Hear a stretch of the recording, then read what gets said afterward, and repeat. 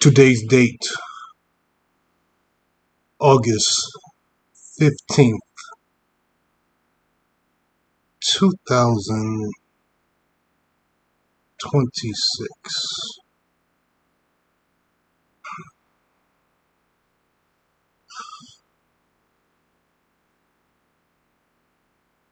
A sick and savage degenerate was executed back in 2024 for the rape and murder of this precious young 9-year-old girl, Rowan Ford. This happened in Missouri.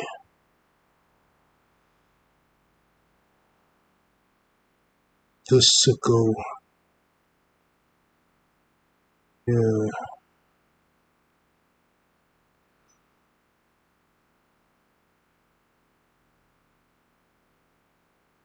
This happened in Stella, Missouri, back in November of 2007. He raped and murdered her, the 9-year-old girl.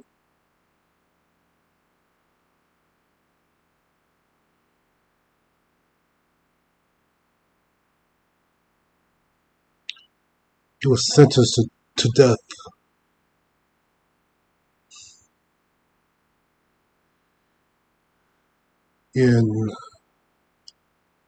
On November 2nd, 2007, he was drinking heavily and getting drunk with two friends.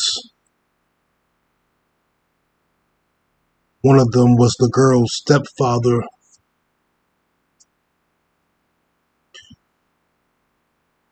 who left her at home alone while the girl's mother was at work.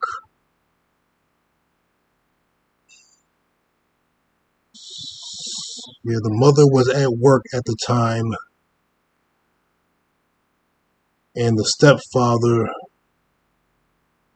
at that time, and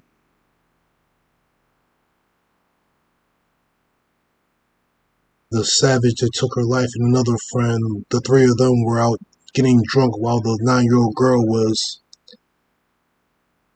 alone in her own home.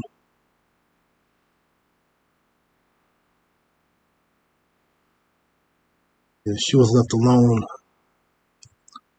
sleeping.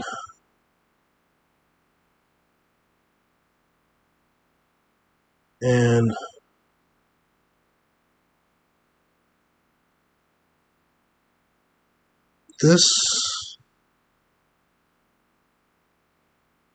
that third friend drove the stepfather home, but they took a different route, went through the back roads to avoid getting pulled over because they were drunk. And while that third friend was in the process of getting the stepfather home, this savage raced to the stepfather's home and kidnapped the 9-year-old girl while she was sleeping, put her in his truck and took her back to his trailer.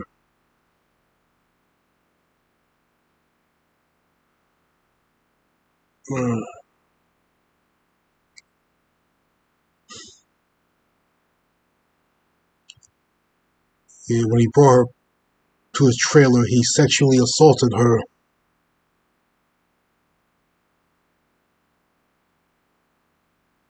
and he claimed he intended to take her home. He brought her outside, made her face another direction so she won't see his face. And he kept the lights off and did not speak so she would not recognize his voice, but because of the moonlight outside, she saw who he was, and he, quote unquote, freaked out. His dumbass words. He took a cord from his pickup truck, a pickup truck next to him or whatever, and strangled her with it. Strangled that 9-year-old girl.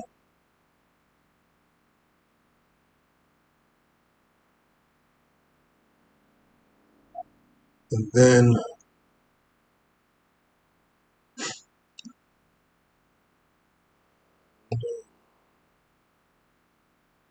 guess her mother came home, realized her daughter was not there, and that triggered an Amber Alert. Her body was found in a damn cave a week after her disappearance.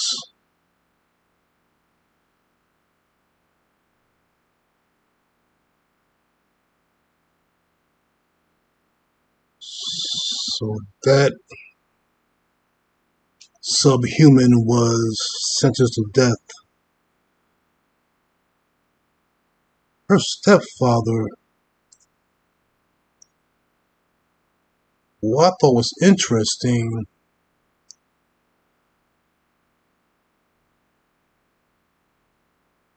the stepfather confessed to the police that he raped and strangled his own stepdaughter, but the real perpetrator denied that that stepfather was involved. I'm not sure what that was about. That was insane. But that stepfather was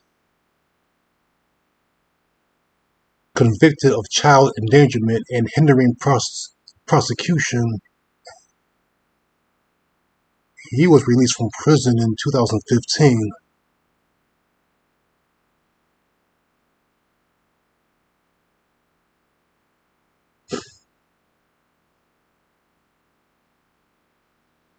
As for that real perpetrator, he was sentenced to death, and his attorneys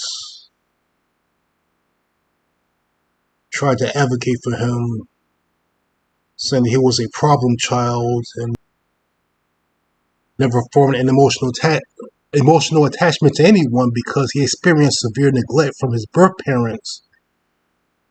And he had several traumas after he was placed in a foster home. And he was raped at least 2 times. That was his attorneys argued during his trial. And him and his 5 older siblings ended up in the foster care system, separated from each other because their parents were involved in a lot of crimes and drugs. There's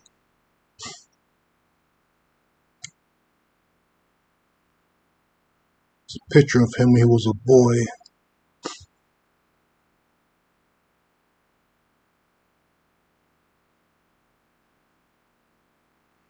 So he had a rough childhood.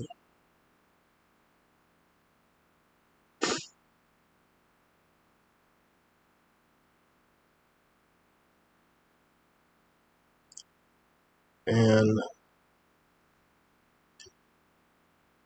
the attorneys were emphasizing that he did not intend to kill the little girl, Rowan.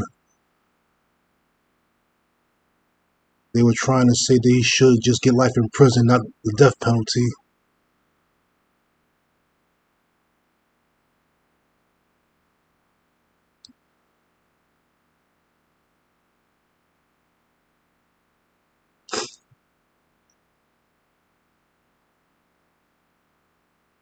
But there was a prosecutor who argued that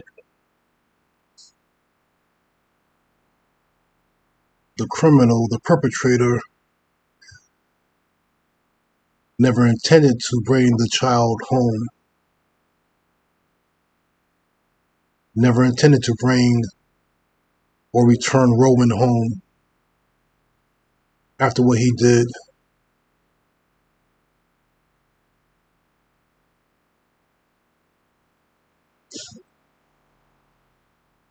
And the attorneys that, the prosecutor said he'd gone to a deep, dark place that led him to rape this girl that had called him Uncle Chris, that led him to kill this girl, that led him to put the quarter on her neck for what he described as minutes that seemed like an hour. It was a brutal rape. This was stealing a child out of her house in the middle of the night and having his way with her. He was never going to put her back in that house. It was mentioned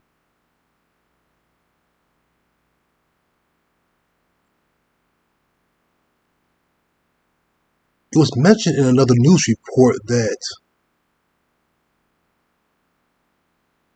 this perpetrator was staying with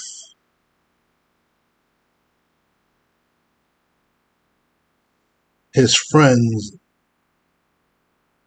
and his friend's family, the stepfather. He was staying with the stepfather of the child, along with the child herself and the child's mother. He was staying with them temporarily until he moved out.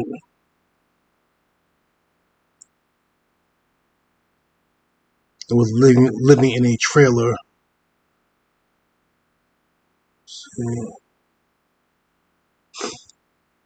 Another interesting thing was, see, the legal team for that perpetrator was raising questions about his confession, saying it was not recorded. It was given to a police chief who had 4 convictions of absence of office without leave.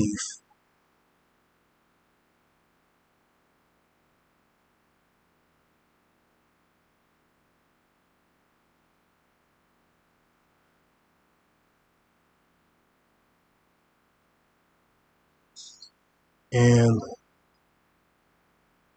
they also emphasized that the stepfather's own confession to the crime was causing doubt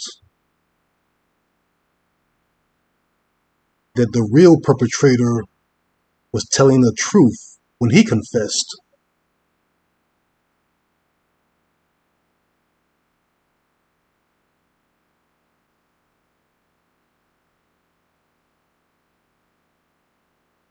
He was executed.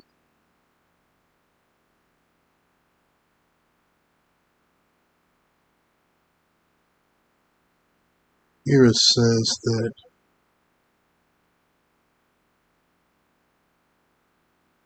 he was found guilty of murder and sentenced to death in 2012.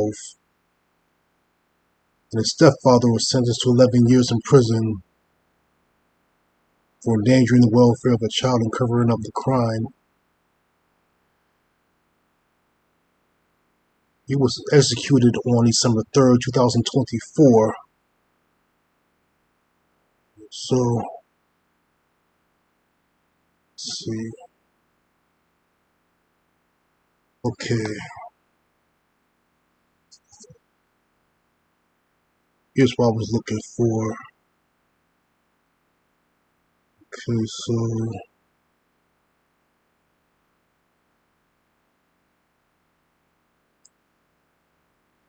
he was 25 years old at the time. Stepfather was 32. So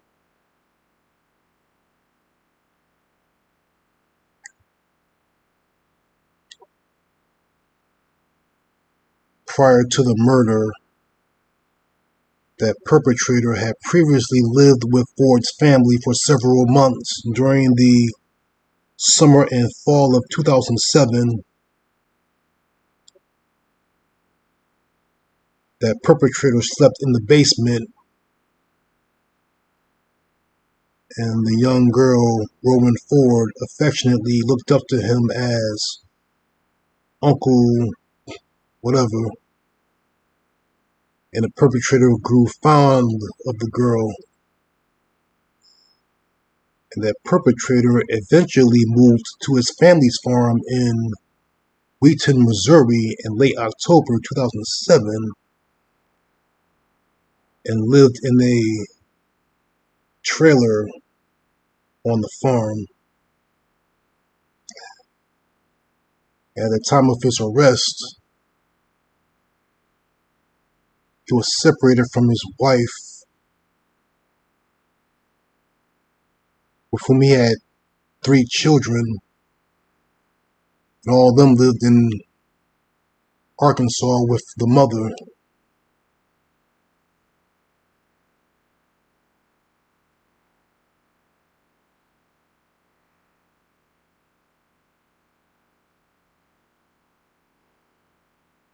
That poor child was found in a damn cave.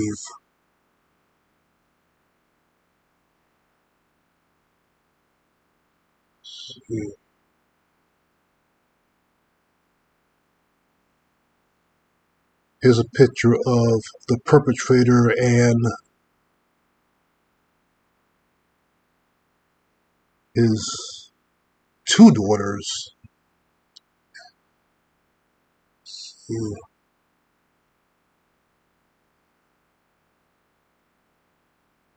This says 3 children. And here he's with 2 children, so maybe Wikipedia's off with the information, so-called information. Yeah, he was put to death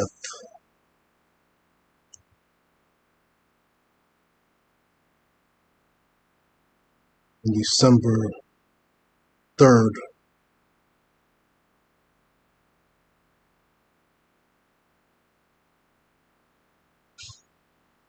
Died from a lethal injection.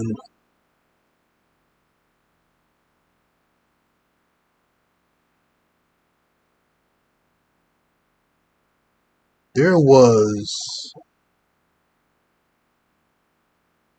a group that was protesting against his death sentence.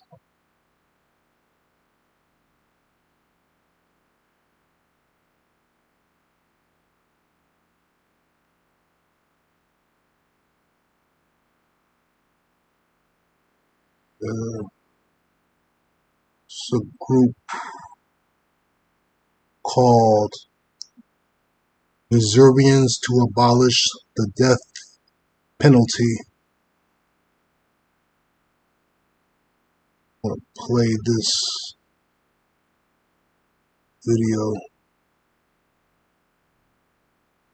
Jury is set to execute a man any minute now convicted of first-degree murder and sexual assault of a 9-year-old girl from 2007. Good evening, everyone. I'm Evie Allen. And I'm Taylor Freeman. Thank you so much for joining us. Governor Mike Parson denied clemency, and the Supreme Court also rejected Christopher Collings' request to hear an appeal.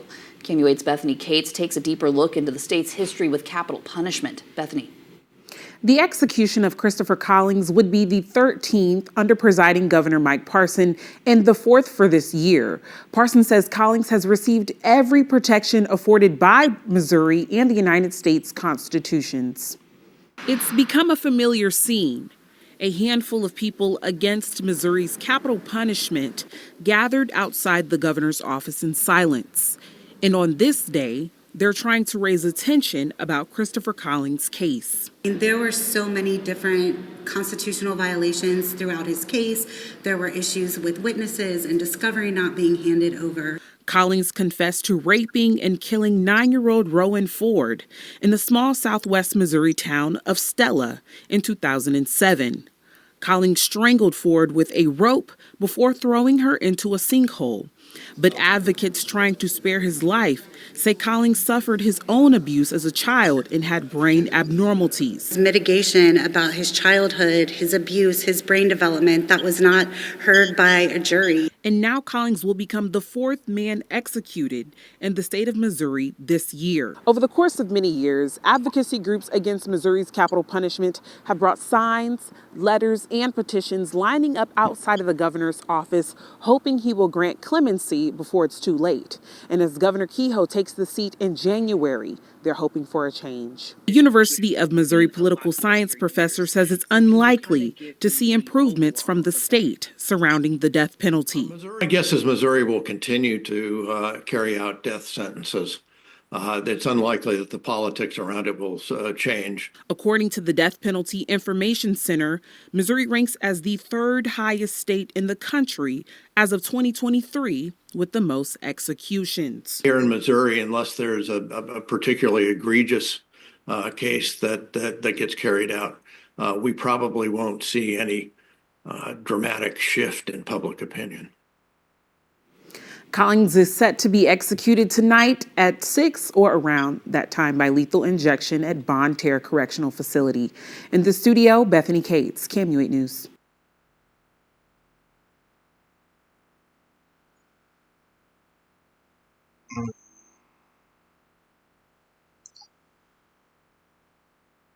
Yeah, he has some final words before he was executed for taking the life of that 9-year-old girl.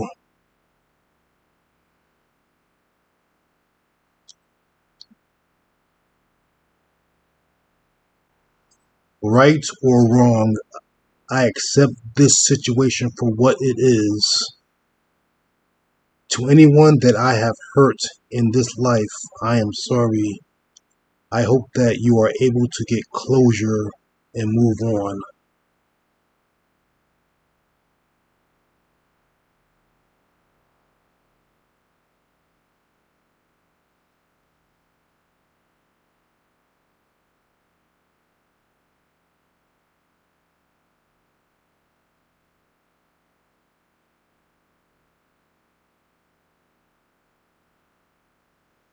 Then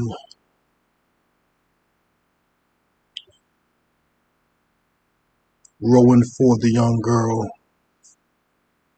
Her older sister was interviewed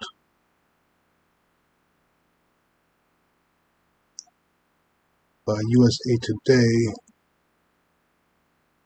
Her name is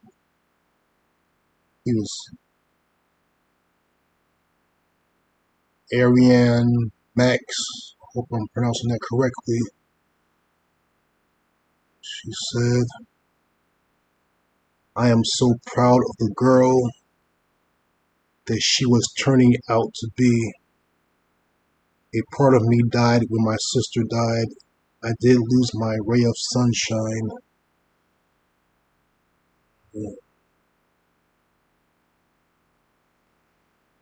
And she said the perpetrator deserved to be sentenced to death for killing her sister.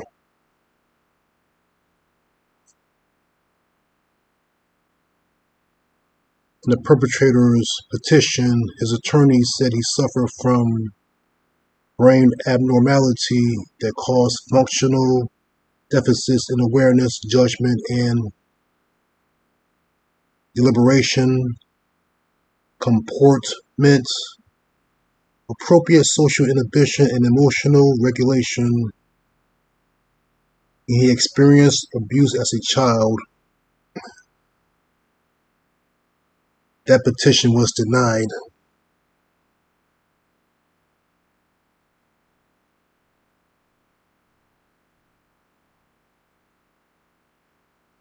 And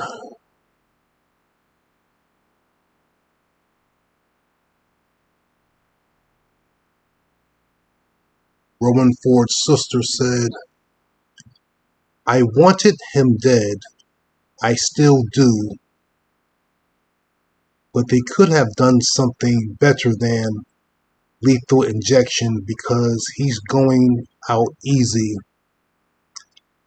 I cannot even imagine the pain when Rowan was strangled.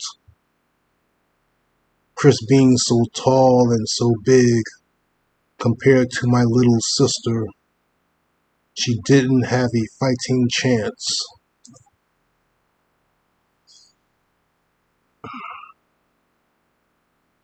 Yeah,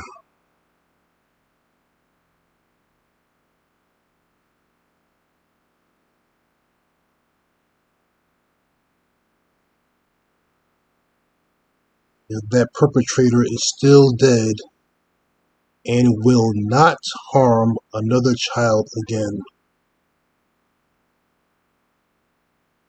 Rest in peace to the precious little girl, Rowan Ford.